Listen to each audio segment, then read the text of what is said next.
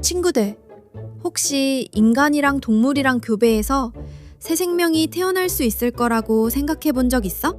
물론 SF 영화나 소설에서는 종종 등장하는 흥미로운 설정이긴 하지만 현실에서는 전혀 불가능한 일로 여겨지죠. 뭐 상상도 못할 일이지? 아마 대부분 말도 안 돼, 유전적으로 완전히 다른데 어떻게 가능하겠어? 라고 생각할 거야. 하지만 왜 그게 과학적으로 불가능한지, 그 근본적인 이유를 정확히 설명할 수 있는 사람은 생각보다 많지 않거든. 오늘 이 영상에서는 우리가 너무나 당연하게 받아들였던 이 사실에 숨겨진 과학적인 원리를 깊이 파헤쳐 볼 거야. 혹시 너가 알고 있던 이유가 맞는지, 아니면 전혀 예상치 못했던 놀라운 비밀이 숨겨져 있는지 지금부터 흥미진진한 과학의 세계로 함께 떠나보자.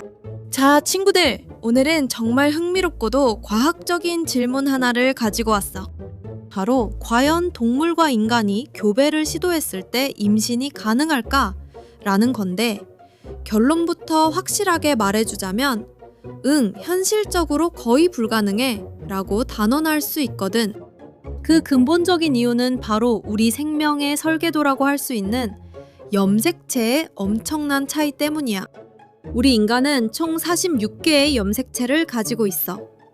이 염색체 하나하나에는 우리 몸을 구성하고 기능을 조절하는 모든 유전 정보가 마치 백과사전처럼 빼곡하게 담겨 있지. 이게 바로 우리를 인간으로 만드는 복잡하고도 정교한 설계도인 셈이야. 그런데 말이야, 우리가 생물학적으로 가장 가깝다고 알려진 침판지 있잖아. 놀랍게도 얘네는 우리보다 2개나 많은 무려 48개의 염색체를 가지고 있어.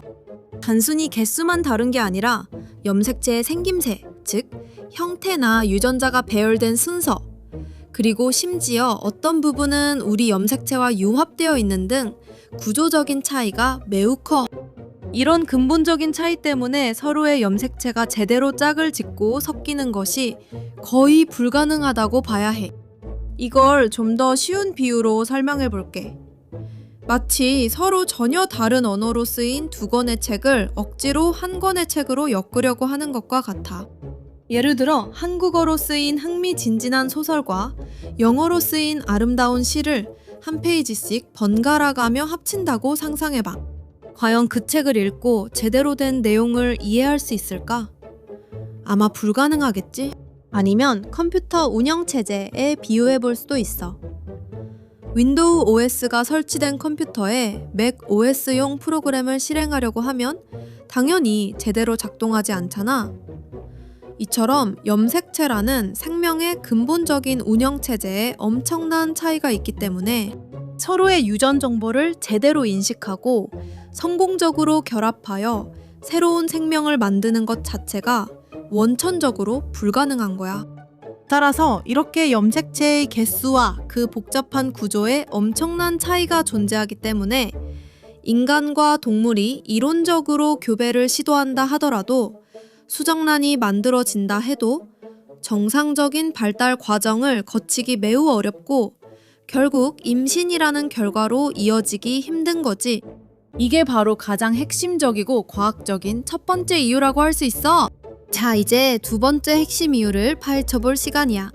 친구들, 이건 단순히 염색체 개수가 달라서 생기는 문제가 아니거든?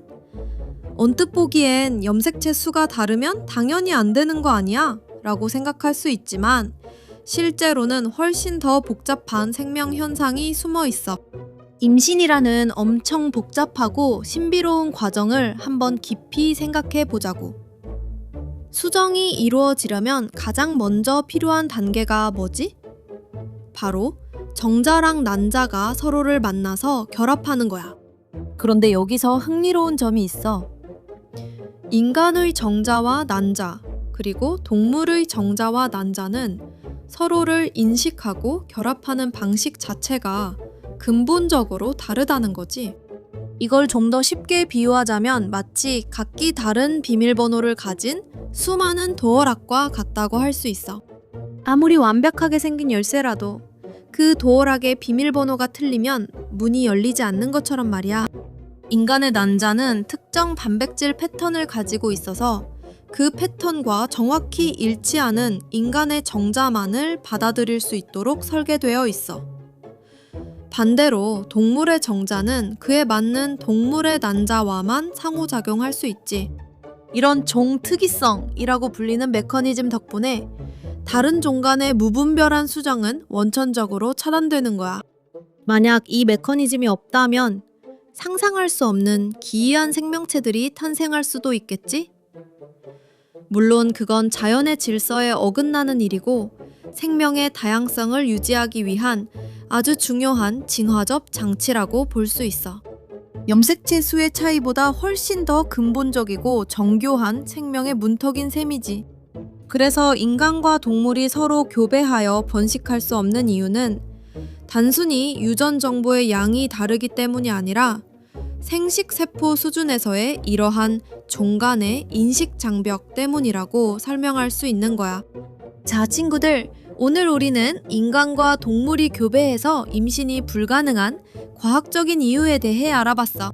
가장 큰 이유는 바로 염색체의 개수와 구조가 달라서 또 생식세포 수준에서 서로를 인식하고 결합할 수 없기 때문이라는 걸 알게 됐지. 이건 마치 서로 다른 운영체제나 다른 언어처럼 근본적인 차이가 있어서 융합될 수 없는 거야. 물론 아주 드물게 다른 종끼리 잡종이 생기는 경우가 있기는 해. 예를 들어 말과 당나귀가 교배해서 노새가 태어나는 것처럼 말이지. 하지만 이런 경우에도 태어난 잡종은 번식 능력이 없는 경우가 대부분이야. 왜냐하면 종을 넘어선 교배는 유전적 불안정성을 야기하기 때문이지. 결국 우리는 우리가 속한 종이라는 울타리 안에서 살아가는 존재라는 걸 다시 한번 깨닫게 되는 것 같아. 오늘 영상이 흥미로웠다면 구독과 좋아요 잊지 말고 다음 영상에서 또 만나자.